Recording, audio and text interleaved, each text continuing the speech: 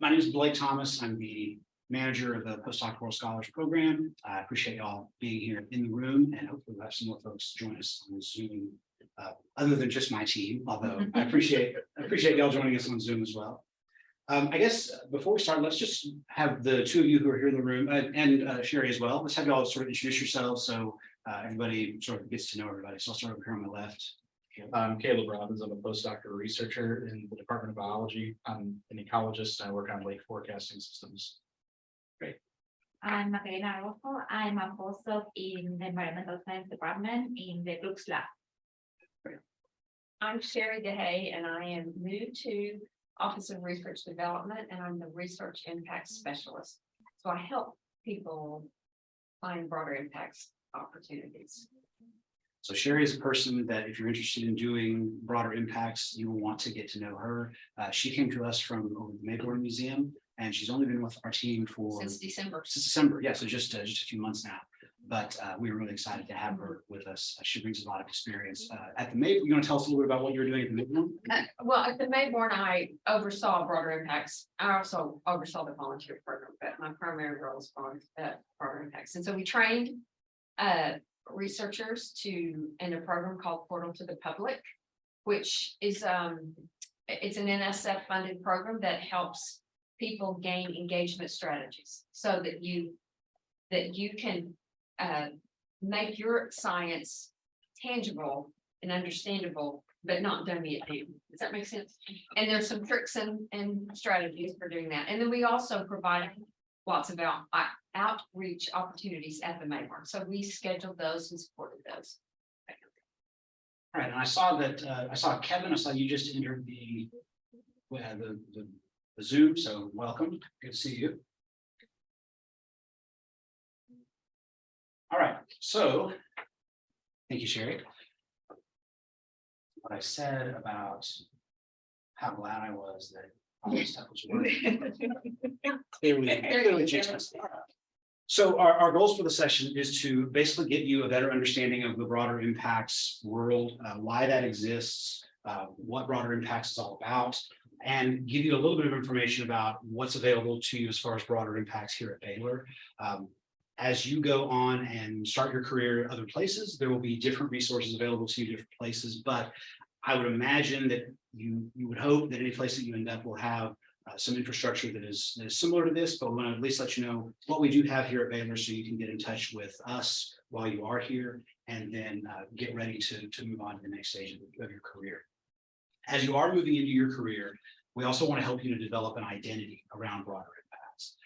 And so just the same way that you are probably working to establish an identity as a researcher, a particular area that you're carving out that's the thing that you're an expert in, it's the thing that you know more about than anybody else. You're going to want to do the same thing for broader impacts. We'll talk about how to sort of find that niche and determine what it might be a little bit later on, but just something to think about as we get started. So why do broader impacts matter?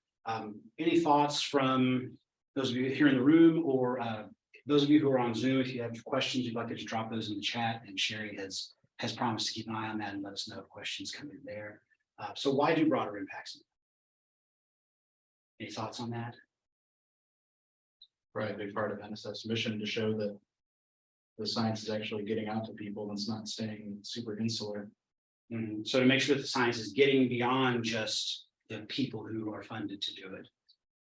Other thoughts about why broader impacts are important? I'm not a researcher, but I know that one of the things that we stress when we do these trainings at the Mayborn is that the public needs to know why what you're researching matters to their lives. What is it in their day-to-day world that matters about, and that needs to be spelled out a lot of times. It's not in there. Yeah, so the public needs to know about what your research is and why it's important. And why does the public need to know that? Well, because the money that the NSF gives you comes from taxpayers. And so NSF has to justify to Congress and ultimately to the people who elect Congress people and to people who pay taxes why that money is being spent the way that it is. And so that's another big part of why broader impacts are important to the NSF. Why are broader impacts important to us just as people, as members of the community? Are there other reasons why broader impacts are important? So some of these we may sort of elucidate as we go forward. But I'll just leave that with you for right now. Be thinking about that as we go forward. So as Caleb mentioned, it's part of the NSF's mission. So one of the NSF's two evaluation criteria is intellectual merit. The other is broader impacts, and these are ostensibly weighed even. And so a really, really intellectually rigorous project that has poor broader impacts is not going to get funded. So it's just as important that your project have a strong basis of broader impacts as it is that it be top-notch science. A couple of folks, Francis Cordova from the National Science Foundation and then Nancy Bernice Johnson, both talk about why broader impacts matters to the foundation. We need to stay relevant to those who entrust us with taxpayer funds, and then also helps to develop future scientists. Agencies need to put more emphasis on recruiting and encouraging young, diverse talent to go into STEM. We've had a problem in science for a long time, but we've had a problem with the community of scientists not being representative of society as a whole. Certain groups are overrepresented, other groups are not represented as much. There are a lot of reasons for that, but we think that one reason for that might be that we need to get more engagement and more encouragement and just more knowledge about science in the hands of a diverse group of people at a younger age. And so by doing that, the hope is that we can encourage those folks to pursue careers in STEM. And so ultimately, that's another reason why broader impacts are important. So some more reasons why broader impacts should matter to everyone. Accountability is a good thing. It makes us accountable to, it makes us as researchers accountable to the people who are paying the money for us to do our research when we have strong broader impacts. Forces you to think more about the relevance and the implications of your work, forces you to get outside of just that tiny niche that you've built for yourself. Also reinforces and strengthens your skills as a communicator, makes it gives you practice getting outside of just your community of scientists. Also helps to engage with the next generation of scientists, hopefully to increase diversity in STEM as an ultimate goal. So what are broader impacts? What is a broader impact section? How and where does that show up in my proposal? When most people think about broader impacts for the first time, I think the thing that they think about is I'm going to go to a school and I'm going to give a presentation about my science to a group of small children who I find there at the school. And that's great. And that may be a great broader impacts activity for your research and for your skill set, but it also might not. And so one of the things that I hope that we can do in this session is open our minds up a little bit to some other areas of broader impacts that maybe might not have presented themselves as quickly. So broader impacts are things that achieve one or more of the following. And so the one that everybody thinks of first is that third section, education, K-12 teachers.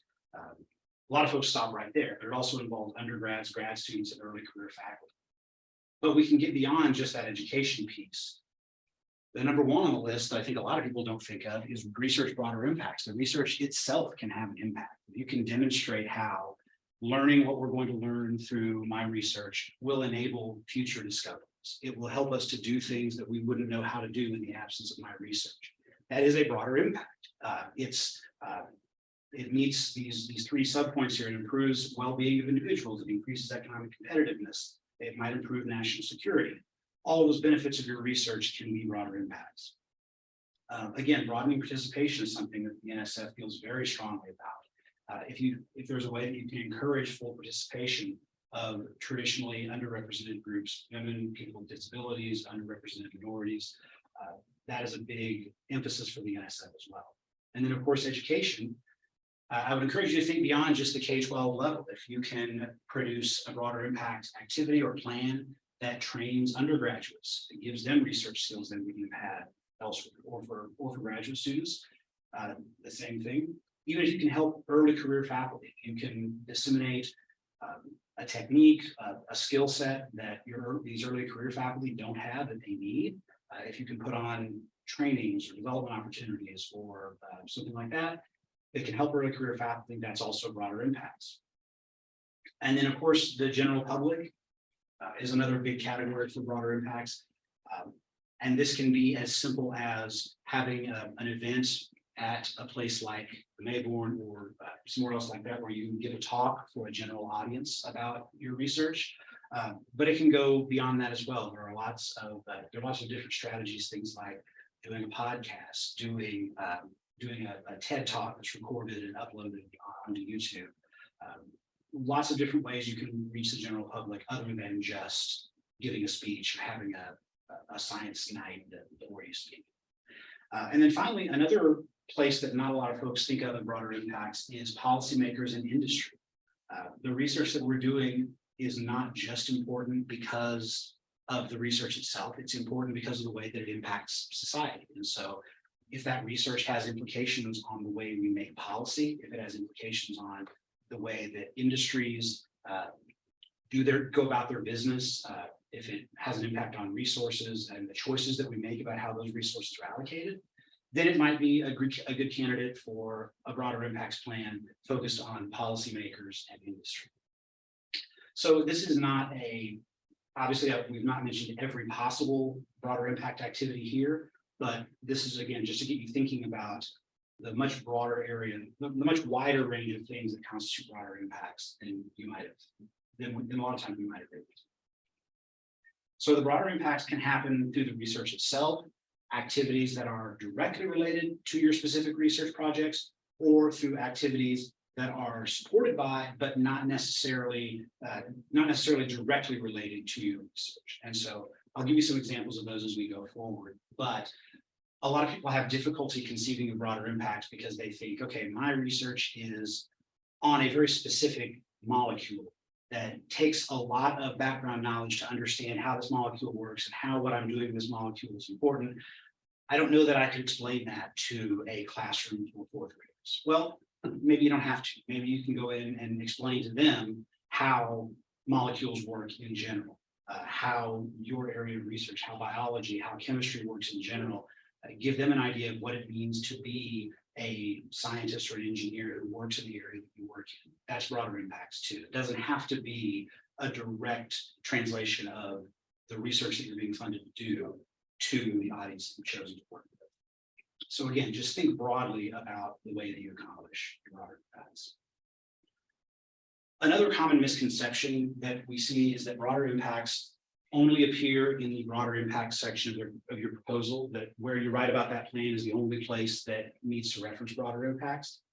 But if you had a chance to come to the grant writing workshop that our office put on in January, you'll remember that there was a lot of conversation there about how every part of your proposal is a communication activity and is an opportunity for persuasion of the reviewers. And one of the ways that you can do that is by threading your broader impacts all the way through your proposal. So they're not just something that you mention once as a add-on piece to the rest of your proposal. They're really something that is presented in every part of the proposal, and that comes across just what an integral part they are of your research agenda. So in the project summary and abstract, of course, if it's awarded, that's a place where your broader impacts will become clear. But also in the project description, you'll have the broader impact section. There's also in career proposals, if you're interested in one of those as part of your early career research agenda, there's an education plan and a broader impacts plan where you'll lay out what you plan to do for your career in terms of broader impacts. Other places where your broader impacts can show up is in facilities. If you are talking about doing broader impacts that involve using infrastructure that exists here at Baylor or wherever else, you want to highlight that in your facilities page. You want to make that connection so that your reviewers can see how that broader impacts affects every part of the proposal. And that's also the case for your postdoc mentoring plan. Talk about how you're going to mentor postdoc in broader impacts. If your plan involves data management, if you're going to be sharing your results of your broader impacts, then you should be talking about it in your data management plan. Not to belabor the point, but letters of collaboration, BioSketch, in your budget. A lot of folks will think, oh, I thought I had a pretty good broader impacts plan, but I didn't get funded. Well, you didn't allocate any money to the broader impacts. And so if you don't put funding that you're requesting toward broader impacts, that's a pretty clear sign to the reviewers that you're not serious about broader impacts. So we recommend that you put about 8% of your total budget toward broader impacts activities. And that shows that it's a meaningful part of your proposal, not just something that you're throwing in. And then in your annual report, that's another opportunity to highlight your broader impacts. So you're not just talking about the research you're doing, but you're talking about how those broader impacts are integrated into the research and how it's all part of one cohesive whole. That's a much more persuasive way to present to the reviewers than just to say, I want to do my research, and then, oh, by the way, here's a broader impacts plan I just threw in. So how do reviewers evaluate broader impacts? So there are 5 questions they ask. What's the potential to benefit society or advance these desired outcomes? To what extent do they present creativity? Is the plan well reasoned, well organized, with sound rationale? How qualified are you to carry it out? Are there adequate resources available to the PI? These are the same questions that reviewers are asking about the scientific portion of your proposal, but they also apply that same level of scrutiny to your broader impacts as well. And that's why it's so important. You notice that the PI as the individual, the team, or the organization's qualification is one of the questions they ask here. That's why it's so important for you to spend time thinking about your broader impacts identity, thinking about what types of activities make sense for you and for your research, because you really want to present that I'm not just doing a solution that I pulled off the shelf. I'm doing something that matters to me and matters to communities that I care about. All right, let's get that. So let's look at some examples of broader impacts and talk about what types of things you might do here at Baylor that might constitute broader impacts. So we'll talk through a few examples. So the first one, and Sherry, I was hoping that maybe you could speak to this a little bit. A lab doing quarterly public training on presenting science to the public is one way that you can do broader impacts.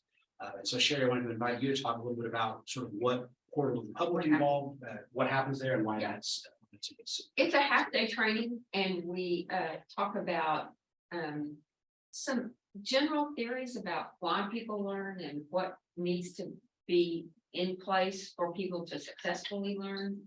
We talk about particulars about your disciplines, and we talk about jargon that you know innately what that means, and somebody else who is in another department on campus is just as studying as in-depthly as you are, but you don't know what they're talking about. They don't know what you're talking about.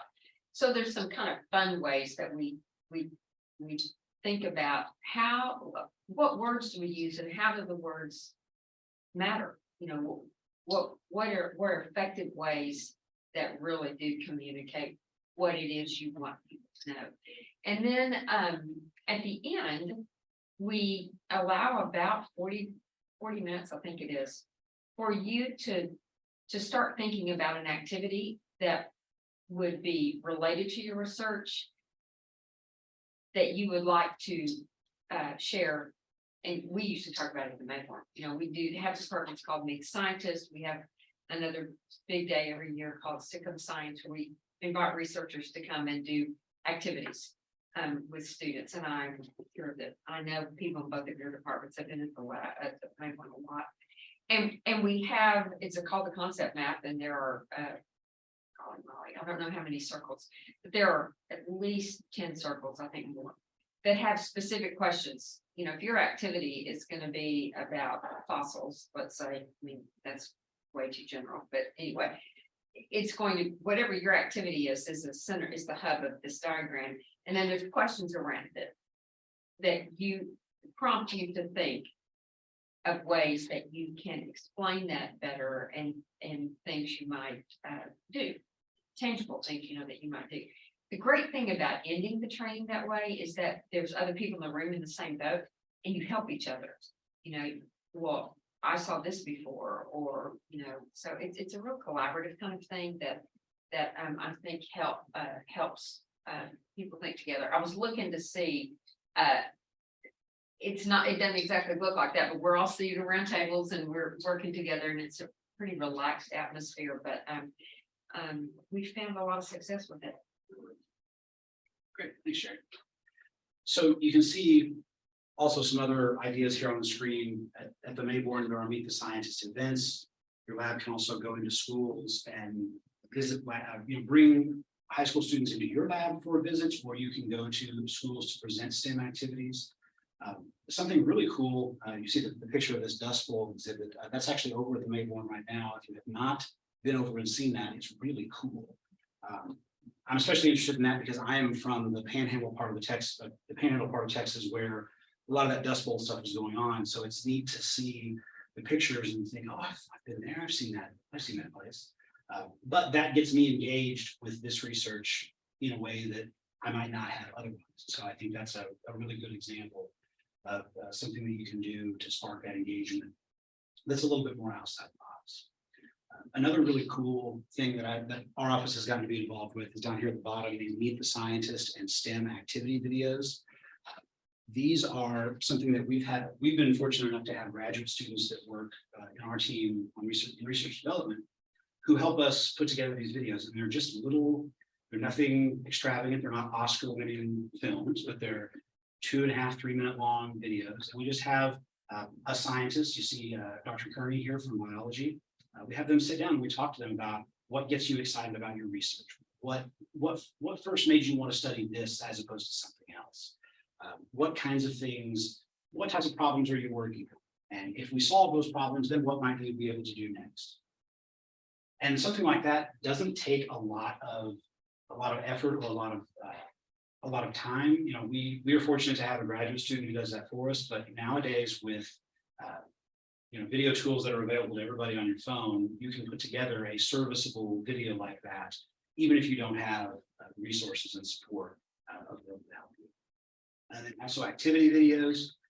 Those are really fun. We've done a few of those where we demonstrate an activity that we would present at a STEM day for kids.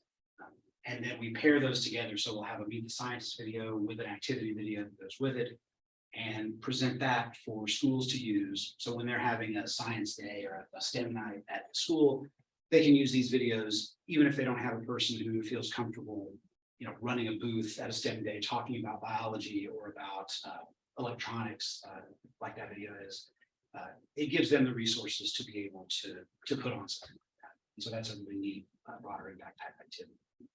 We also here at Baylor have the Advanced Instrumentation Workshop, and that's something that's led by our chemistry department, but we have some other folks who are involved in that as well. It invites students from smaller universities to come to Baylor and to spend some time getting hands-on experience with the equipment that we have here at Baylor that they might not have back at their home institutions.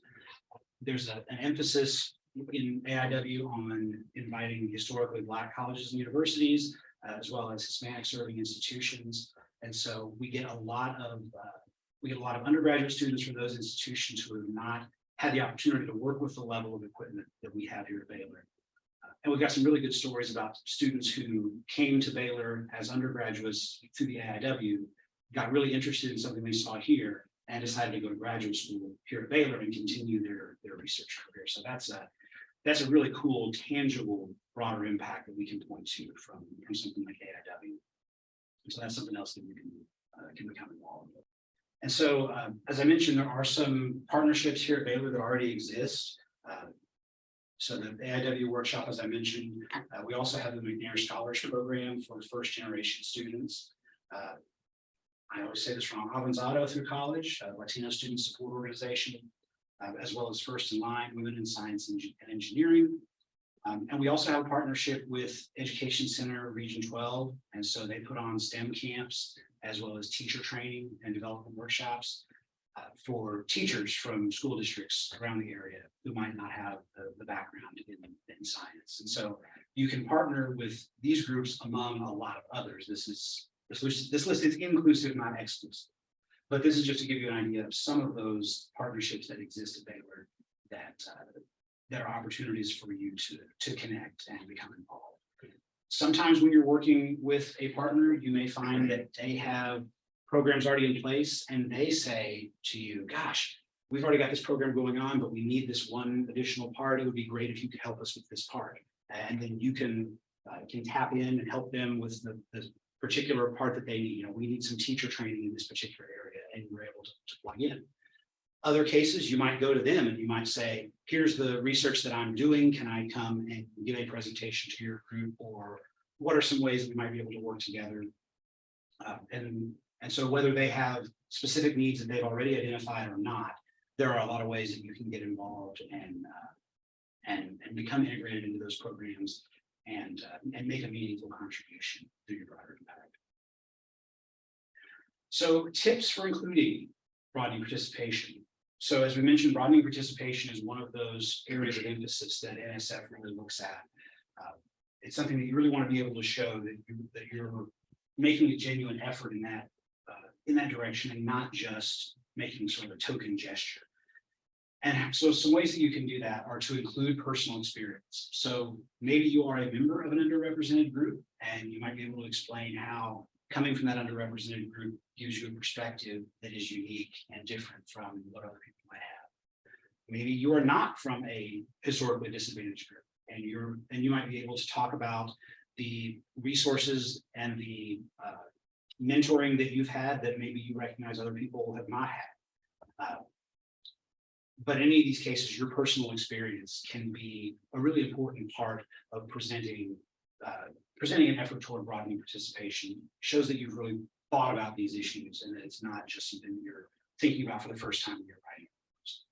You can also talk about teaching that you've done before in your career, the experience you have in mentoring, as well as recruitment of underrepresented groups. So if you have a history of recruiting graduate students for your group who are from underrepresented groups, this is something that you can talk about here.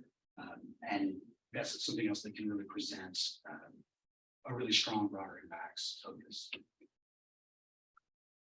Accessible design is something that can also be very helpful in terms of your broader impacts. If you are creating curriculum, you can make efforts to make that curriculum more inclusive, and you can partner with groups on campus here, like the Academy for Teaching and Learning, to get training on how to make your teaching and your curriculum more inclusive. There's also issues of digital accessibility, so you can pay attention to accessibility issues and make sure you have closed captioning, make sure that it's not presented in a way that it only makes sense if you can hear, or it only makes sense if you can see. And that's something that you might not think about at first glance, but it's really important to mention that because it shows, again, that this is something that's at the forefront of your mind and that you're serious about broadening participation in that way. You're also going to want to talk about your diversity training and recruitment strategies.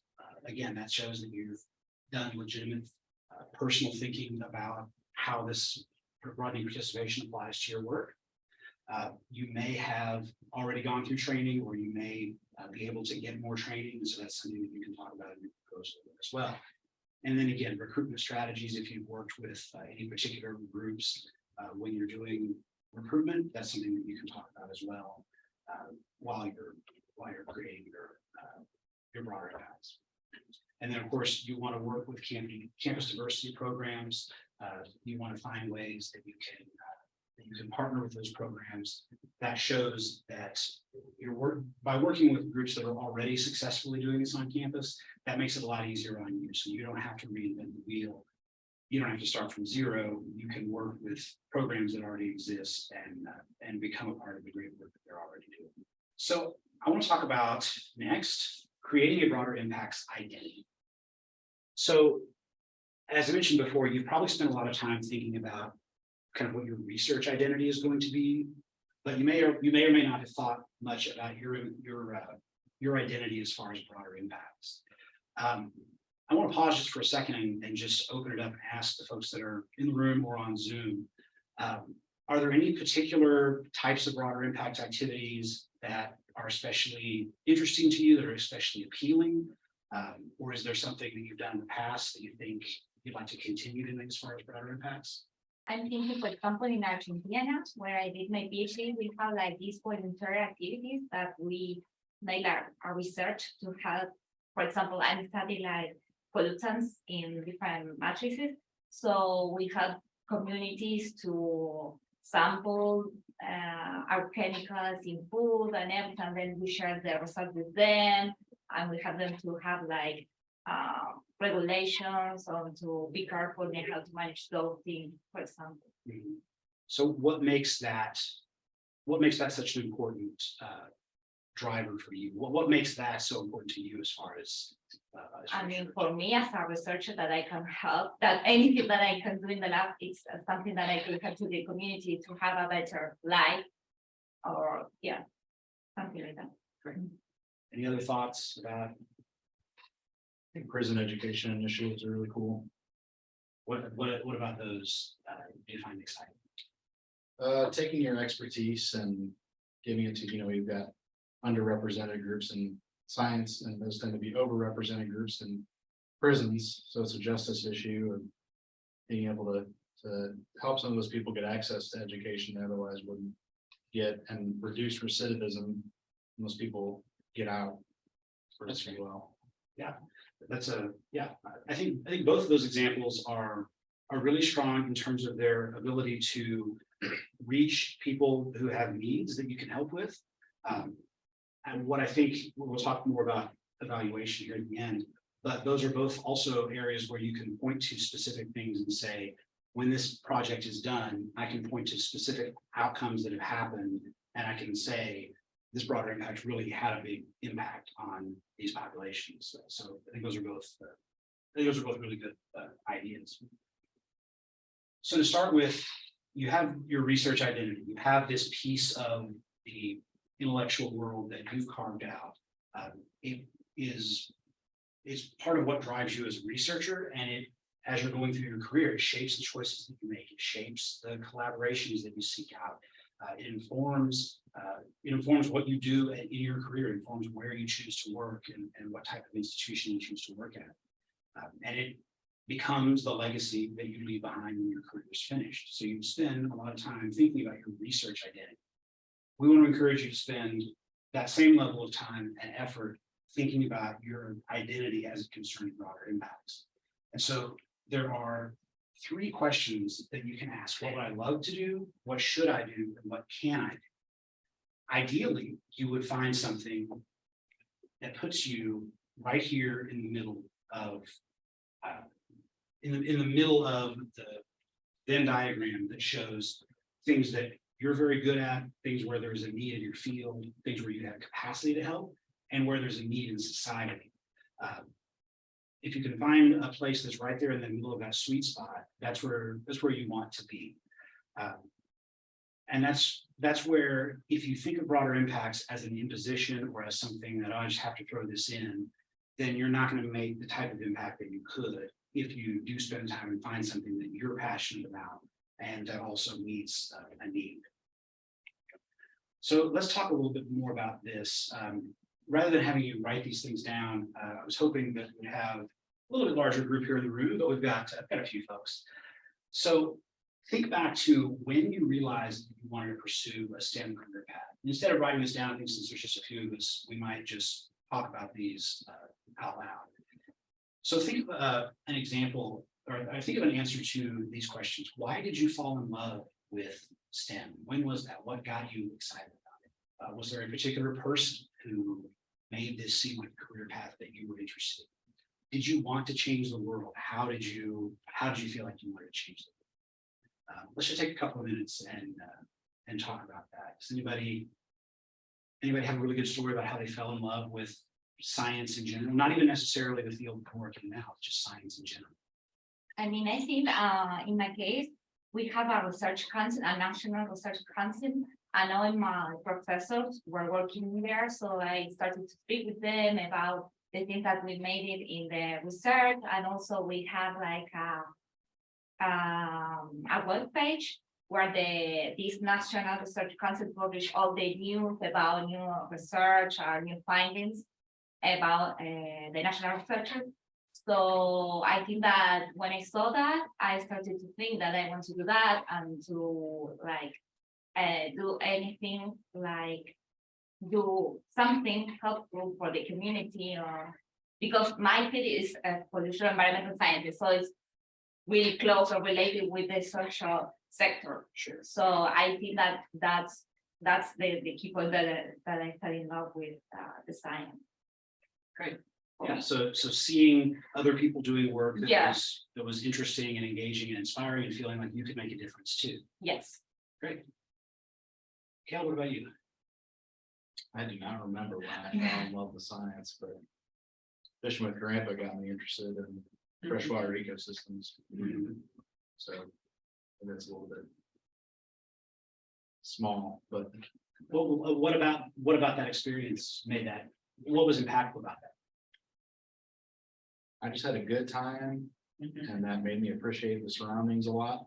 And eventually that led to asking questions about how this thing we're floating on works, what all's going on inside of it. Because all I'm doing is trying to find fish with a line in the dark, basically, and there's a whole lot more going on, it turned out.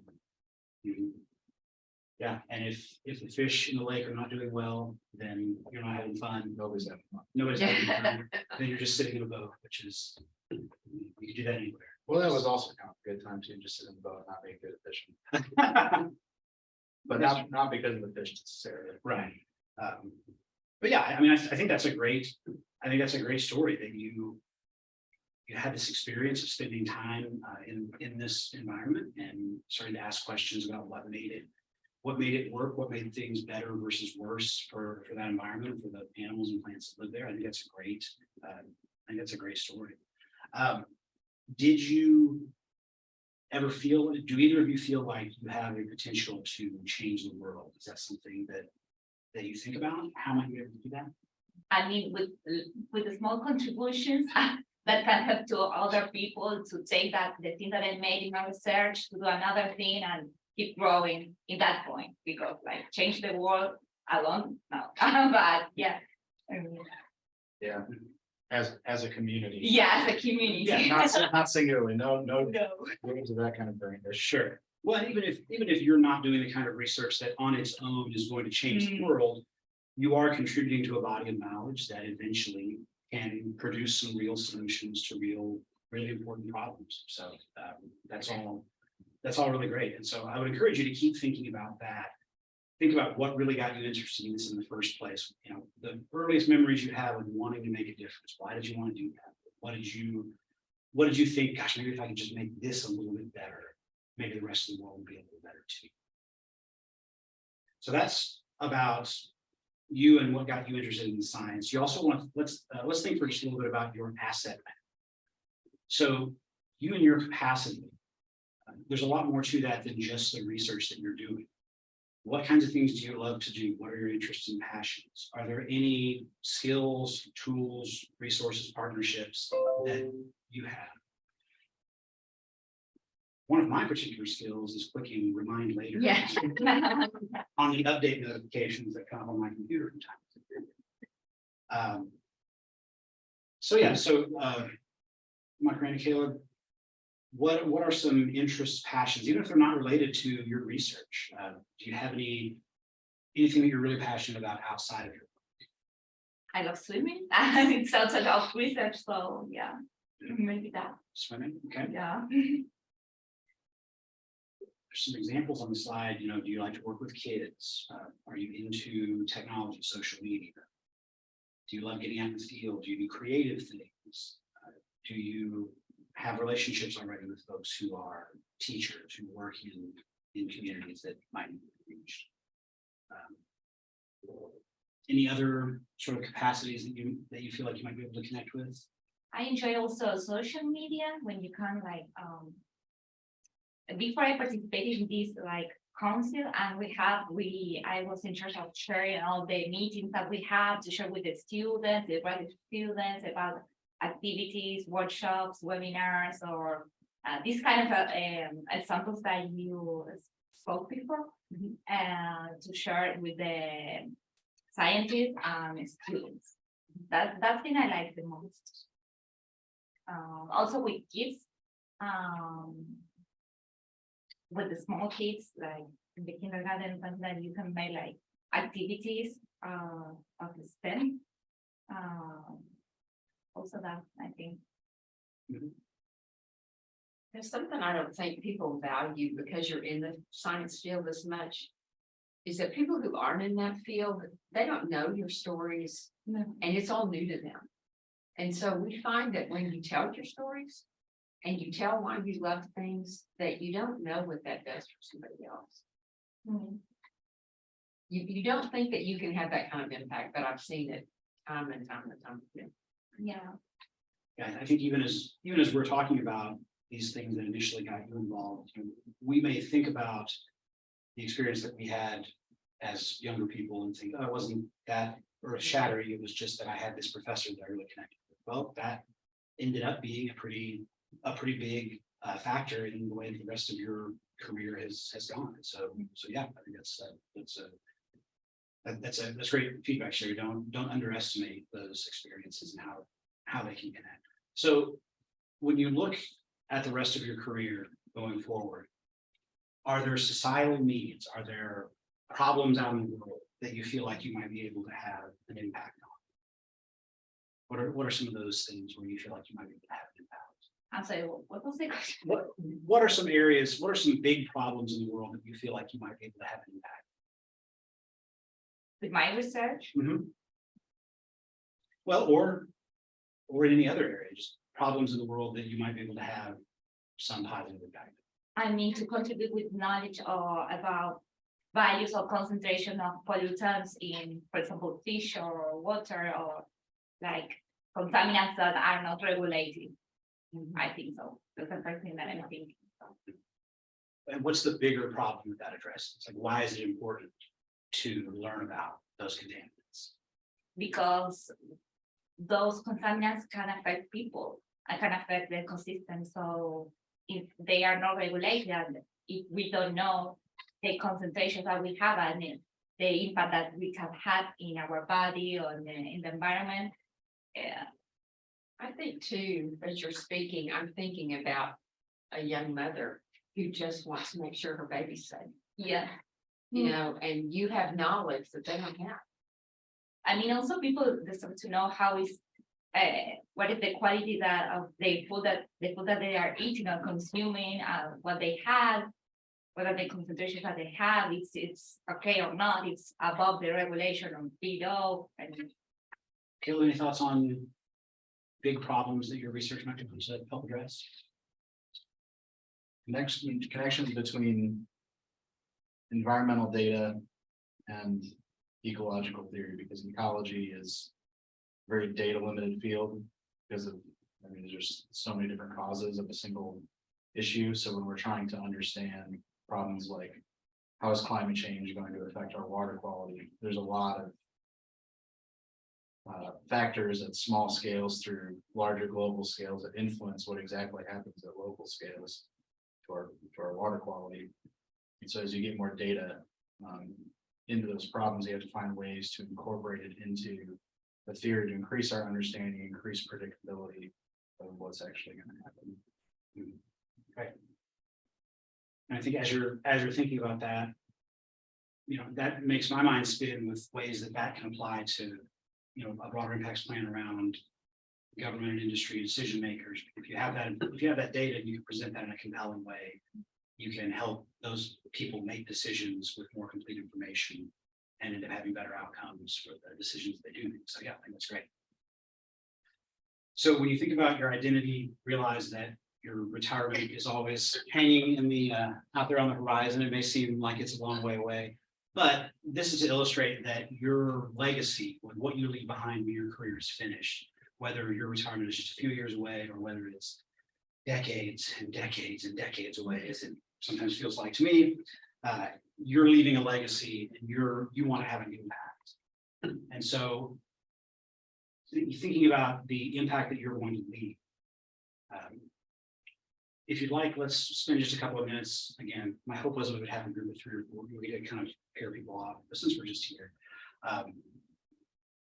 take just a minute and let's talk about what your identity and goals statement might look like. If I were successful in my broader impacts, what would that mean? What type of impact might I have? What type of change might I be able to create? Thinking about audiences, thinking about media. Tell you what, since it's getting close to the end here, I don't want to skip evaluation. I'm just going to leave that with you as an exercise for after you leave here. But I think we've had some good discussion about these different areas, how they play together. So that's an important question for you to think about going. So to talk about evaluation of broader impacts, and I apologize that I've left this to the end where there's not a lot of time left because this is very important. So why do you want to evaluate your activity? The same way that you have to evaluate your research to know whether it was effective or not, you have to do the same thing for your broader impacts plan. Does it work? How well is it? You want to think about what objectives you're evaluating, the types of data you're going to collect, who's going to do the evaluation, what you're going to do with the data. You can have a really good broader impacts plan, a really great activity that's very engaging, that communicates your science really well and really inspires your audience. But if you don't do a good job of evaluating that plan, it's really hard to show that it's been effective.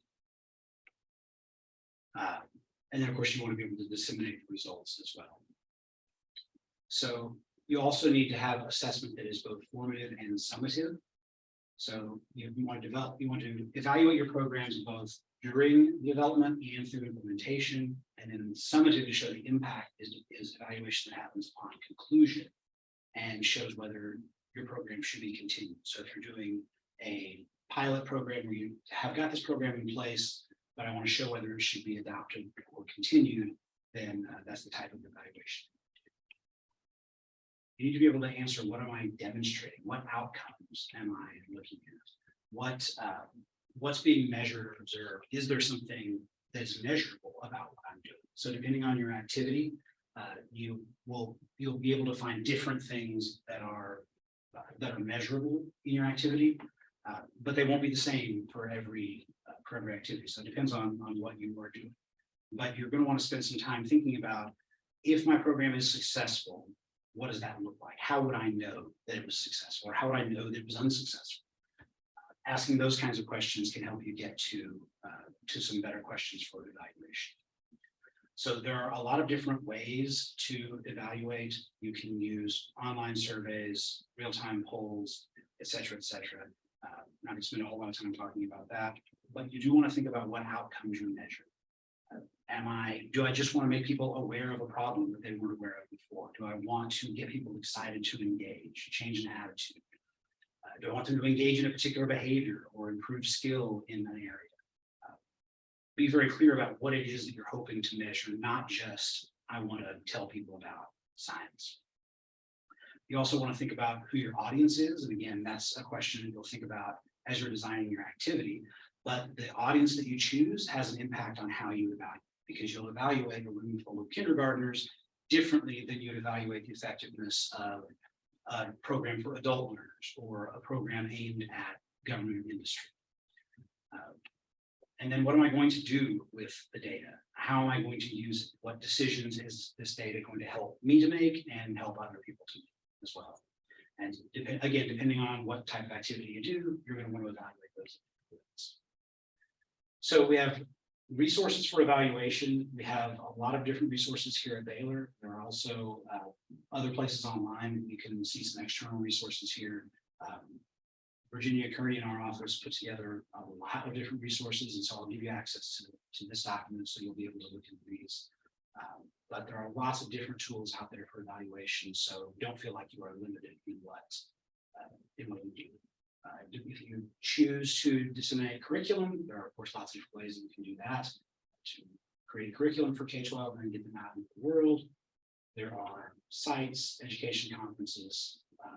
So lots of good information here, these last few slides that I'll let you look at as a reference later on. So I managed to bring it in just before 3 p.m., which there was a moment there where I was not sure that was going to happen. So we did great, we got through it. Before we wrap up though, any questions about broader impacts, about how you should approach thinking about broader impacts, or comments about anything really? I think there was one bit early on where broader impacts could include partnerships with people outside of academia. Mm-hmm. So would a piece of a broader impacts potentially, I'll just get specific with it. So we've been working with this water utilities group that supplies water to a whole bunch of cities in Texas. And they're not academic at all. This is a private water utility group. Is that something that you would put in broader impacts, that we're working with people outside of the walls of the school? Sure, I think that's something that can be presented as a collaboration in the industry. If you can show that, without knowing the specifics of what your goals are there, but if you can show that you're able to help people in industry make better decisions, or help them to act in a way that produces outcomes that are more in line with what we want to see for the environment. Yeah, that's definitely something that's legitimate for broader impacts. Sherry, you have any Well, thoughts I on that? would think so. I've only done academia, so sorry. But again, I think if you keep thinking, in full disclosure, y'all, I taught kindergarten for a long time, so I pare things down really to the basic. But I think if you are constantly evaluating, what is this showing the public that makes their lives better? I mean, that's true in industry or academia, and I would think that, if you can justify that and measure it and evaluate it, yeah, I don't see why not. I just have not had experience with that, but it's always fair to ask the question, right? Yeah. Other questions or thoughts, or from anyone on Zoom? No Anything in the chat. there? Okay, so nothing in the chat. No, Alright. thank you, Blake. Yeah, thank you. Thank you all for joining on the chat, or on the Zoom rather. Appreciate you being here and listening. And Caleb, Macarena, thank you all very much for coming. Appreciate y'all being here as well. And I will go ahead and end the Zoom and wish everyone a very happy rest of your Tuesday. Thank you. Thanks.